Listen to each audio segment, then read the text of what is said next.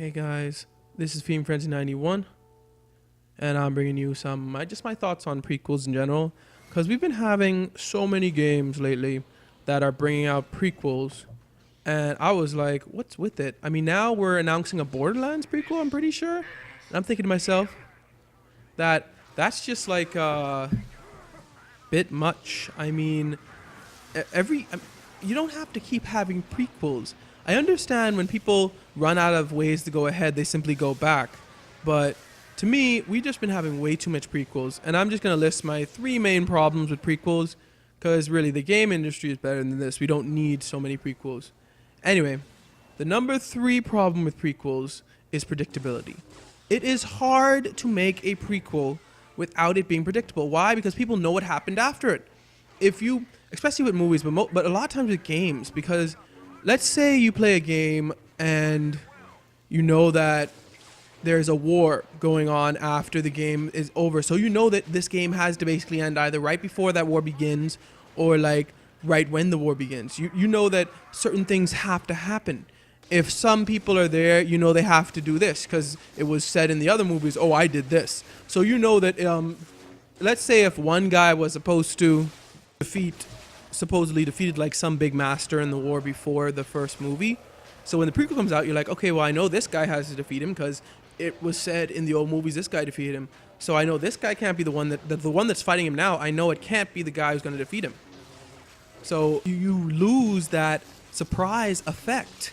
And that's a big part of games. Let's face it, when you're playing a game, surprise, or even watching a movie, not having that surprise really causes it to go down in value.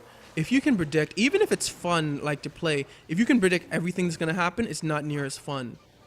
I mean, it's just not. And when you have that predictability, because you know this guy has to defeat this guy, you may not know how, but you know he has to do it. So you're like, I'm waiting for the fight to happen, I'm waiting for it to happen. You're just sitting there waiting for this part that you know is going to happen, or that you're pretty sure is going to happen. And it's just like when it finally happens, like, okay, that was it. That's one of the big problems. Predictability. It's really hard to create a prequel without it being predictable, because you know what happened afterwards. So you know what has to happen in the prequel for whatever happened in the original movie or game to occur. All right. Well, the second thing I have on my list is familiarity. Familiarity is what a lot of creators or directors try to achieve with prequels. And let's face it, what do we want? We want familiarity. This game I'm playing now, Force Unleashed 2, is a prequel to the 4th movie of Star Wars. And Yoda makes a cameo in it, and it wasn't really needed, but it wasn't bad. So, it wasn't really good either, but I'm saying that that's what we want. We want to see Yoda. We want to see characters that we've seen before that would have still been alive during the prequel, or that would have done things during the prequel. We want to see characters that we're familiar with, characters that we fall in love with. We don't want to see just a bunch of new guys that are living 30 years beforehand. Now that is honestly what some prequels try to do.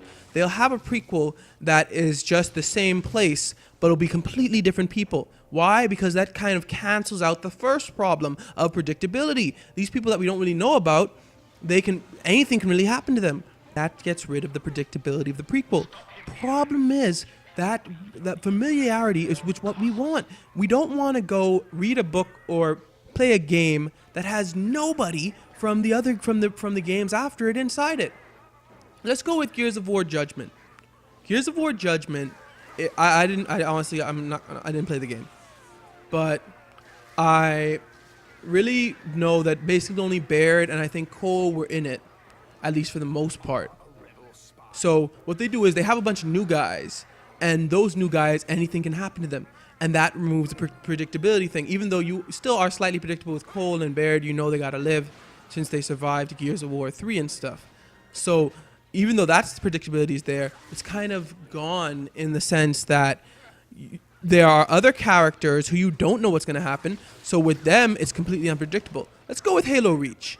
Halo Reach is a perfect example of taking away familiarity and replacing it so that you can with new characters, so that you can erase the predictability thing. Other than what you know that Reach has to like die or not get exploded, but you know that they have to end up leaving Reach because Halo 1 begins with them fleeing from Reach. So, but still, with the characters themselves, you didn't know that they were going to die. You didn't know they had to die. And some of them didn't.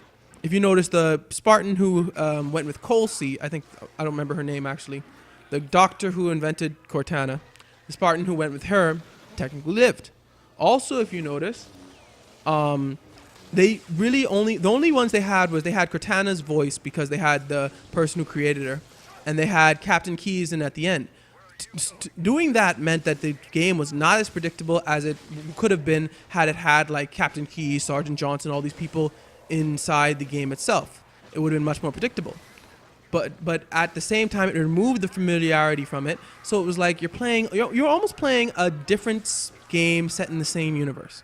That's basically what Halo Reach kind of was. You were playing a Halo game. No, you're playing a game that had nothing to do with basically the first, other than what happened beforehand.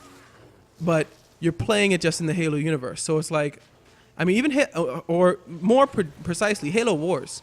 Halo Wars had basically all new characters. So you were basically playing a game that was set in the Halo universe, and it was supposed to be like Reach and stuff, but it was at the same time, it didn't have the familiarity. You didn't know the characters that well, unless I guess you read the books or something. But still, like I said, without the familiarity, the game's just not as good. So, but the problem is with familiarity is that they try to force it in on us, and they try to just put characters in there who were either in the sequels, I guess you could call them. And what they do is they try to just place them in there, they force them in, and they don't really fit, and it's not working out as it should. Also, once again, when you have familiar characters, it's called predictable. All right, the last thing I have on my list here, it's the number one, which is death. Let's face it. In any action game, in any game really, any prequel that you have, and there have been a lot. Like I said, I don't know what it is exactly, but lately they've just been bringing prequels out like nobody's business. Like Gears of War, 3 games, prequel. God of War, 3 games, prequel. Halo, 3 games, Halo Wars, which is technically a prequel as well. And then they had another prequel, Halo Reach. And then in between there, they had Halo ODST, which is technically another prequel. It was a prequel. It was the events that happened in Halo 2. So they had all these. They had Halo 3. Halo had about 3 prequels. Okay, so like I said, but death is a really hard, and death really has to do with a lot with the predictability. There are people in movies and games who never actually are in the original films because they died before the original films. You'll hear someone mention like, oh, this guy died, this guy was a real big general, he used to die, and he died in the last battle or something, right? And you hear like, this guy was this person and he died here, or this guy was here, he died here. And the problem is that when you make the prequel, these characters that you now actually put in the movie, we know are going to die. And that has to do with predictability, but it's in its own field of a sense, in a league of its own, because not only now it's predictable, but we know this character that we're probably going to fall in love with has to die at the end.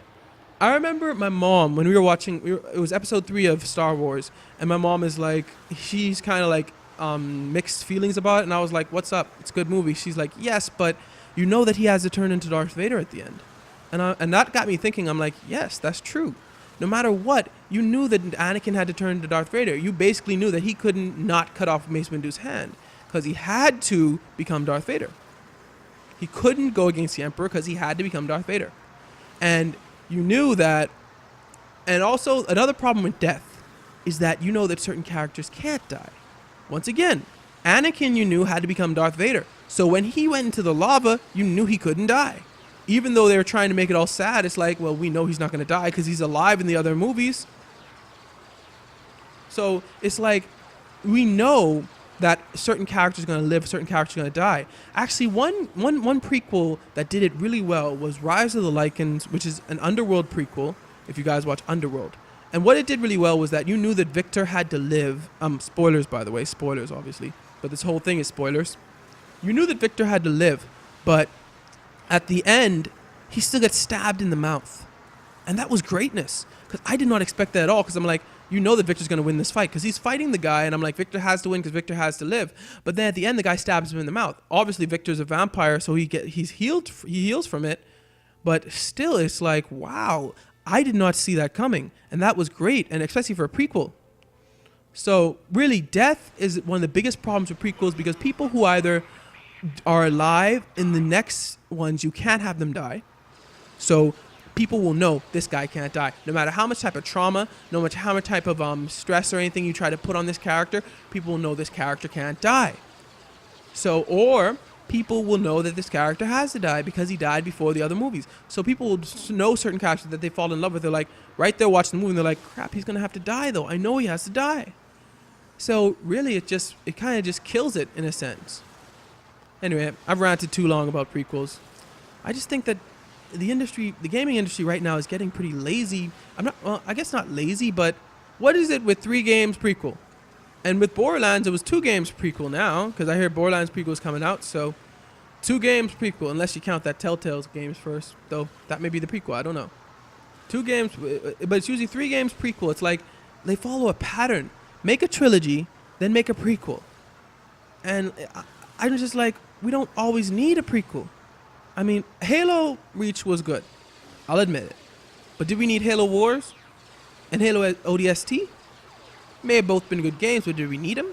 Did we need 3 prequels in Halo? I just don't know. Anyway, thanks for watching. Like, comment, subscribe. Give me your opinions on prequels. Do you think they're really good? Do you think that we're really overdoing the prequels right now in the gaming industry? Or just what are your opinions in general? Thanks for watching. Like, comment, subscribe, and God bless.